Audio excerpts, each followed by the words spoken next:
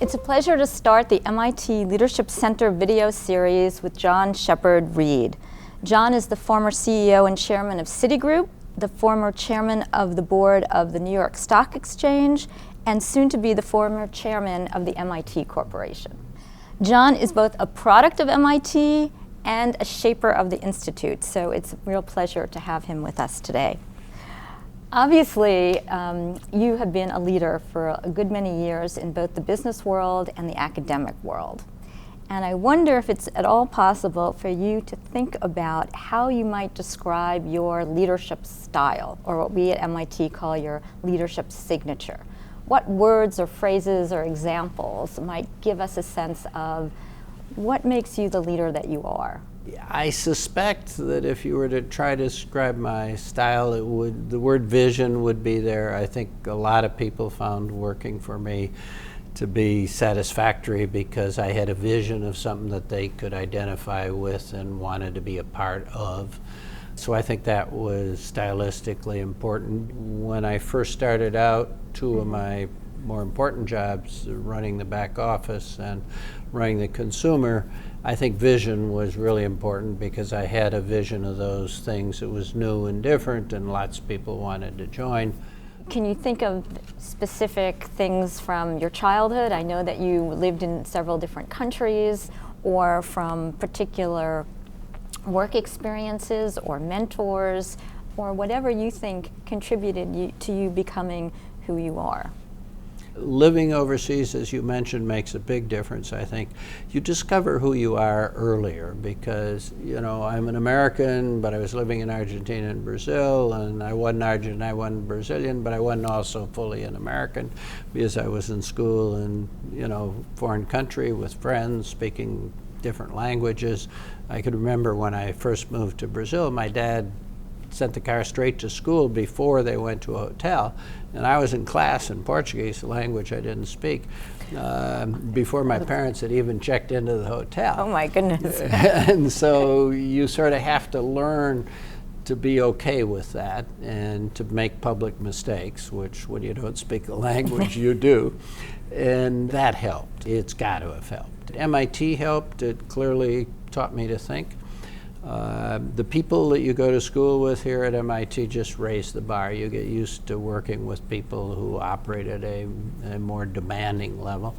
I clearly felt my brain change when I was here in school. That somehow I learned how to think more rigorously, and I felt more confident in my own work. That helped a lot.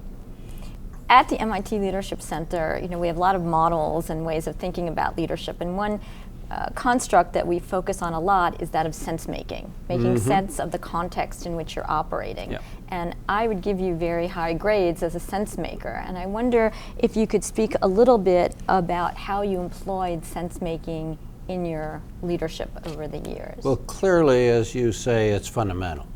I think everything I've done has always started out with my trying to make sense of what we were trying to do so that I could fit in and be effective.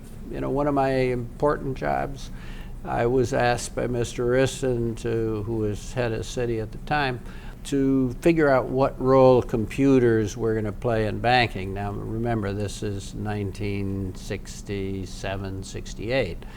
And no one that sees this tape will have the slightest idea of how little computers existed at the time and how little they could do. But anyway, I spent 9 months getting to understand the computer industry. I went to the library and I pulled all the filings with the SEC, which have a very highly formatted description of what companies do. Companies have to describe their business right up front.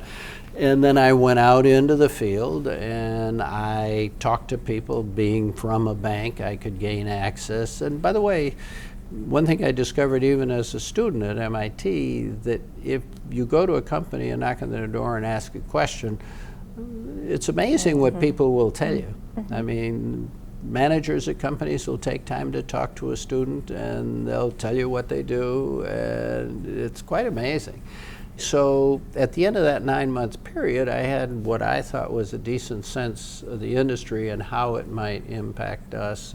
And then I went back and suggested that the thing that was most important to the banking business was going to be an online interaction with our customers, which eventually led to cash machines and all this kind of junk. But that was, again, sense-making. It's a pretty scary world out there. And I guess the question would be, what kind of leadership skills do you think are needed in this moment in time? Well, you get back to it. It would help to have somebody who had a clear vision that would guide you through all of these, difficult choices and so forth. Some flexibility, because you're surely going to get it wrong, and you got to be willing to listen and change. You clearly need leaders who, as you just point out, have this sense-making skill, because there's so much going on that you could get confused. I mean, the background noise is really pretty high. Yeah. I think we have tons of opportunities, but there are lots of risks. And that's going to be a tough combination.